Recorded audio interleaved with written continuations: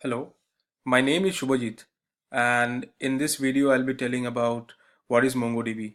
So MongoDB is a document database which with scalability and flexibility that you want, querying and indexing that you need. So what are the features of MongoDB? So when we talk about MongoDB, MongoDB stores data in flexible manner and in the format of JSON-like documents, meaning the fields can vary from document to document and the data structure can be changed over time. The document model maps objects in the application code, making data easy to work with. Ad hoc queries, indexing, and real-time aggregation provide powerful ways to access and analyze your data. MongoDB has been very recently has been gained a lot of popularity among the developers because when we talk about MongoDB, it uses NoSQL rather than our traditional RDBMS queries, and they are pretty much easy to store and work with.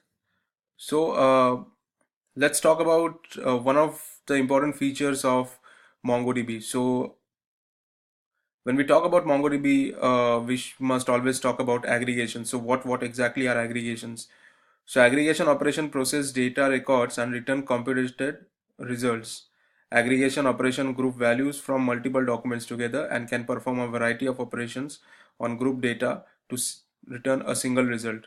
So when we talk about MongoDB, MongoDB provides three different ways to perform aggregation. So the first one is aggregation pipeline. The second one is map reduce functions, and the third one is single purpose aggregation methods. Okay. So when we talk about aggregation, so there are different methods and different things that we can do in aggregation. So there is this match thing, then grouping, then sorting, then using projects. So all those things I'll be talking about in the next lecture when in the next video, and I'll show you a live example how aggregation is done. So coming to that, so so in my project which I have done is, so what I've used here is an Excel sheet in and the data is stored in CSV manner. So what I'll do is I'll be using this data and I'll be using this, and so suppose I'll just walk through the data what it is. So the data contains IDs.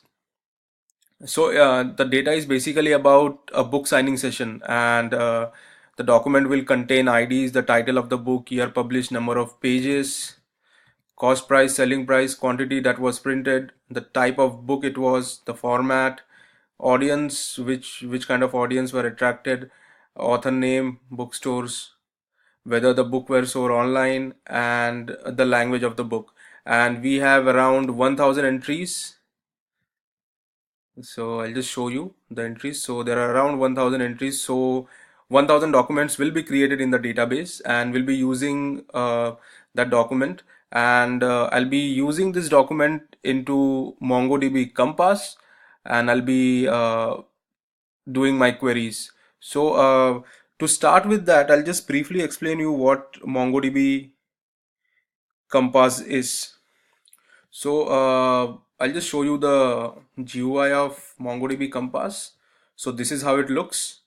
And when we talk about MongoDB Compass, so it's basically a GUI which has been given for MongoDB. So traditionally MongoDB has a shell which looks like a black shell like a thing which people work on, and it's actually very hard sometimes to not see GUI. So Compass gives us a good advantage by showing us what exactly we are doing. So you can visually explore your data, run ad hoc queries in seconds, interact with data with full CRUD functionality, view and optimize your query performance, and etc etc. A lot of things that we can do. So this is how the GUI looks like, and I'll just show you. So I'll just click on this. So this is my database, DB book, and in that database I've created two different collections. So one is the aggregation collection and the second one is CRUD collection. And if we just go inside this, so I have already imported my Excel sheet here in this. So to do that, we can directly go to collection and import data, and we can directly select whether a JSON file or a CSV file. So I have just selected a CSV file, and this is how it looks, and then we can just fire our queries and we can check our results. So I'll do that in the next lecture. Thank you so much.